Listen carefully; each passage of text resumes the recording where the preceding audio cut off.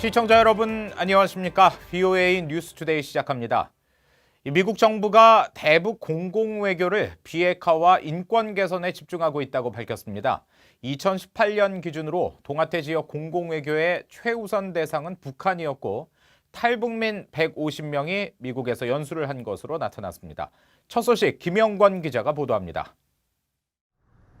미 정부 산하 독립기구인 미국 공공외교 자문위원회가 최근에 발표한 연례 보고서에서 북한을 동아시아 태평양 지역 내 공공외교의 1순위로 올렸습니다. 2018 회계연도 공공외교 예산과 명세 등을 담은 이 보고서는 북한이 핵무기와 탄도미사일 프로그램을 포기토록 설득하기 위해 정치 경제적 압박을 강화한다는 미국 목표에 따라 공공외교 전략도 국제 결의 강화에 초점을 맞췄다고 설명했습니다. 북한 정권이 국제 평화와 안보에 제기하는 도전을 전 세계에 제대로 알리고 북한 위협에 대한 인식을 높이기 위해 국제 기자들을 대상으로 보도 투어 프로그램도 제공했다고 밝혔습니다. 보고서는 또 북한의 끔찍한 인권 문제 개선에도 공공외교에 초점을 맞췄다고 밝혔습니다. 북한 내 가혹한 인권 현실을 대변할 수 있는 탈북민들의 증언을 담은 동영상 등 디지털 프로그램 제작과 탈북민 영어 교육, 미국 연수 프로그램도 진행했다는 겁니다. 제가 생각했을 때는 대통령님께서 이제 우리 북한 인권에 대해서도 많이 이제 궁금해하시는 것 같고요. 사실 김정은을 만났을 때 북한 인권에 대해서는 멘션 안 하셨지만 그 후에 이제 많은 탈북자들을 만남으로 인해서 인권에 대한 이런 심각성을 많이 듣고 계신 거 아닐까. 미 정부 보고서는 이어 주한 미국 대사관이 탈북 청소년들에게 민주주의 가치와 리더십 개발 등을 지원하는 프로그램을 시범 운영하고 있다며 탈북 청소년들이 지난해 미국 대학 방문과 전문가 면담 등 여러 문화 활동에도 참여했다고 소개했습니다.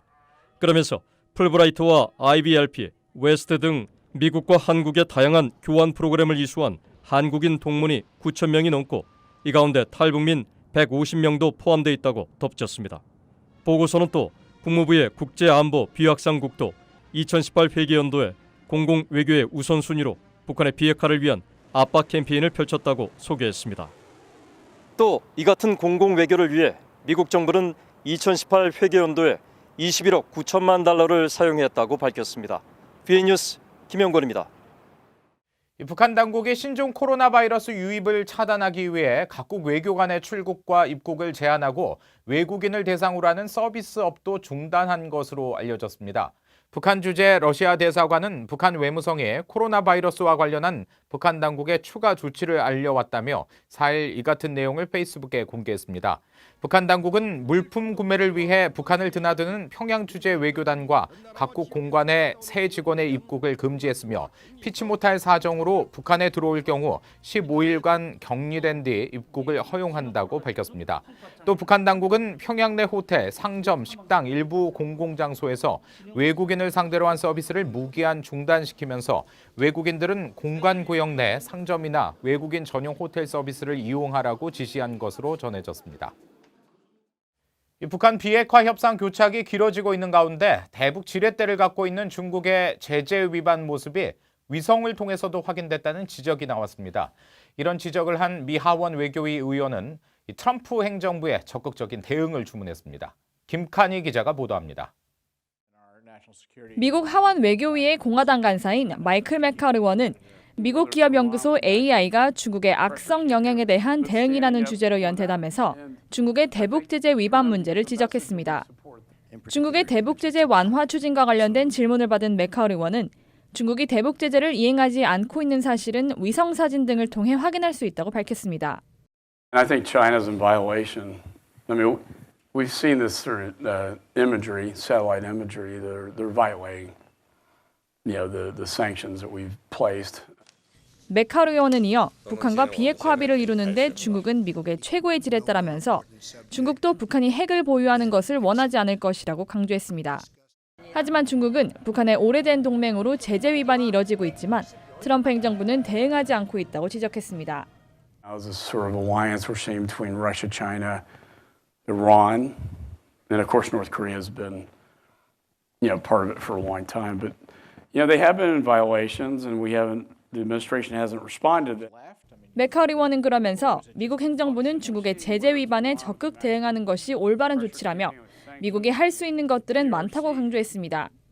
메커 의원은 앞선 강연에서는 중국이 중화인민공화국 건국 100년을 맞는 2049년까지 미국을 제치고 경제적, 군사적, 정치적 리더가 되기를 바라는 중국의 희망을 상기시켰습니다. 그러면서 중국은 우주와 사이버 분야를 비롯해 해상과 지상 영역을 독점하려 하고 있다면서 특히 보안성 위험 논란이 있는 중국 업체 화웨이의 이동통신 5G 확산 계획을 지적했습니다. 메카오 의원은 또 새로운 위협은 북한과 러시아, 중국, 이란으로부터 오고 있다며 미국은 해당 국가들을 주목하고 있다고 강조했습니다. VOA 뉴스 김칸입니다. 이 북한은 여전히 개인의 인터넷 사용을 금지하는 유일한 나라며 디지털 환경도 가장 열악하다는 조사 결과가 나왔습니다. 이 휴대전화 사용자는 점점 늘고 있지만 인터넷 보급률 또 소셜미디어 이용률은 세계 최하위를 기록했습니다. 조상진 기자가 보도합니다. 영국의 미디어 분석업체 위아소셜과 캐나다의 미디어 관리 플랫폼 훗스위트는 최근 공동 보고서를 통해 전 세계 인터넷과 모바일 이용 환경을 분석한 결과를 발표했습니다. 인구 5만 명 이상 212개 국가를 대상으로 한 이번 조사에서 북한은 세계에서 유일하게 주민들의 인터넷 사용을 차단하는 나라로 나타났습니다. 인터넷 보급률 조사에서 북한만이 유일하게 당국의 차단 조치로 인터넷 보급이 전혀 이뤄지지 않고 있다는 것입니다. 또 인구 대비 인터넷 접속률도 주민 2,570만 명, 즉 인구 대비 100%가 인터넷 접속을 할 수 없는 것으로 조사됐다고 밝혔습니다. 북한은 이어 페이스북과 트위터 같은 SNS 사회 연결망 이용 비율도 접속 차단과 조사 표본 없음을 이유로 조사 대상 212개국 가운데 꼴찌를 기록했습니다. 북한의 휴대전화, 즉 모바일 이용 환경도 좋지는 않지만 그나마 사용자 수는 증가한 것으로 평가됐습니다. 북한의 휴대전화 가입자 수는 2017년에 389만 명, 2018년에는 428만 명이었다가 지난해는 1%포인트 늘어난 452만 명이었던 것으로 추산됐습니다. 그러나 북한의 이동통신망은 2009년 시작된 3세대 통신망이어서 최근 전 세계에 보급되고 있는 5G 이동통신과는 비교하기 어렵다는 평가입니다. 전문가들은 북한 정권이 외국 문화의 유입과 확산을 막기 위해 인터넷과 휴대전화 사용을 통제하고 있다고 지적해왔습니다.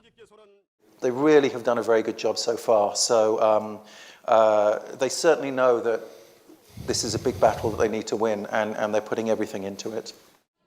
이번 보고서는 북한의 휴대전화 가입자 수와 모바일 기술 환경이 조금씩 나아지고는 있다면서도 전체 인구 대비 사용률은 18%로 전 세계 최하위권에 그쳐 미국과 한국 등과의 격차는 여전히 크다고 지적했습니다.